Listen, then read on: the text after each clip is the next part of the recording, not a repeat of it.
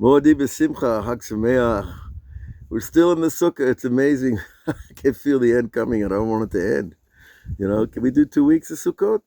Well, we hear it in the Torah 105 of Rabbi Nachman, Likutei Moharan. He's telling us an amazing idea we've been building on our daily classes on YouTube and on Patreon and on Facebook and on other outlets. So join us if you will, and sign up, subscribe. They tell me I have to tell people this.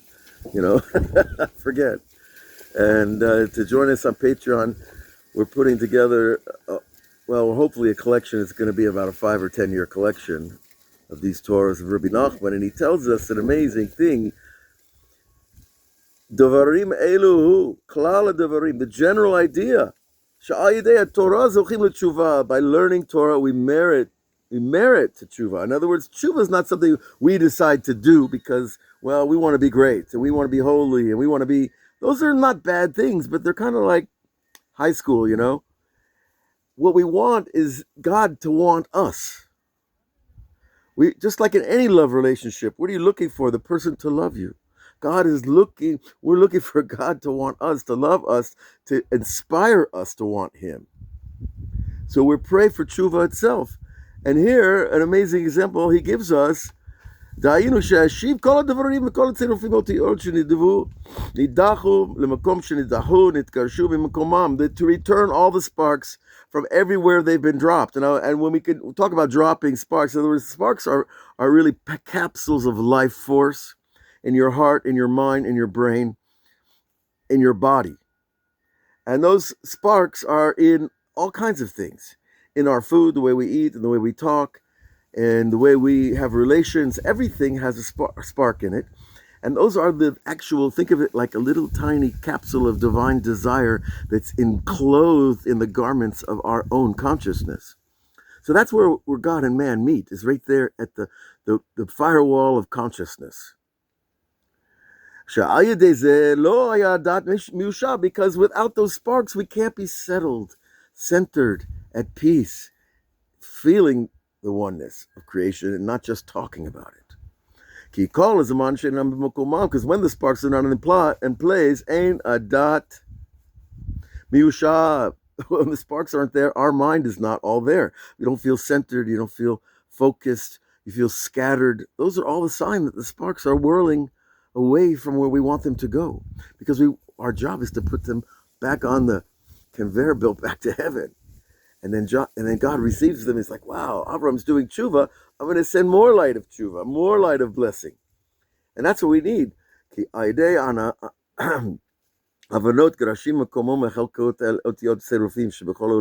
Because by doing sins, we scatter the sparks in all the wrong places. And we want them to go back to the shorish of our soul. Because the root of our soul is the little valve that connects to the oversoul, the master soul, what we call Shekhinah. And that's Galuta Shekhinah. When they're scattered, the sparks aren't home. And our mind is not settled. And now we come to the idea of the sukkah.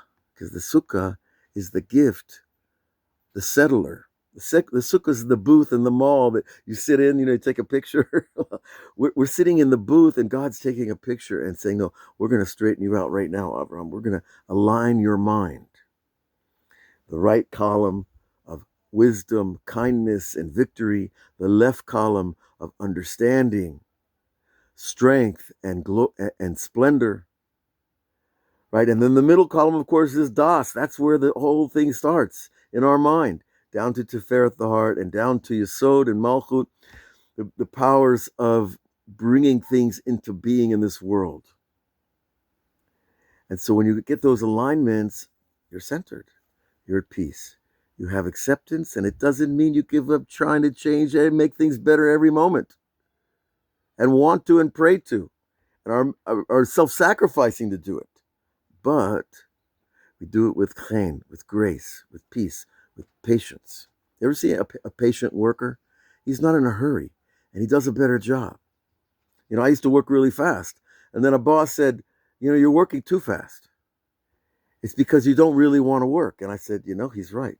I'm trying to get the job done fast so that I can get off the job and go back to, whatever else I'm doing.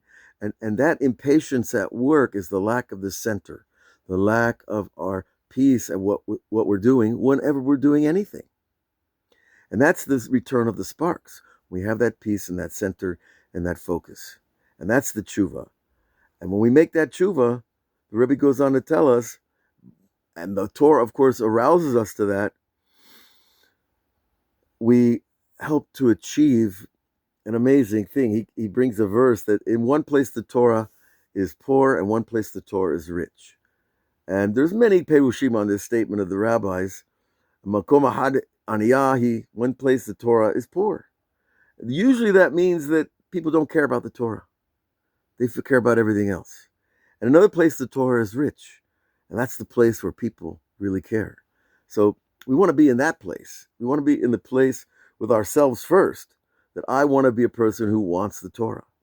And then you gather those kind of people around you, you make those kind of friends, those kind of spiritual people in your life that don't take you out of your center, that don't drain you and take your lifeblood, but rather they contribute to by their center and their spark and their connection to Hashem helps feed everybody else. And then we have this community of holiness, which ultimately is supposed to be Am Yisrael on the global level.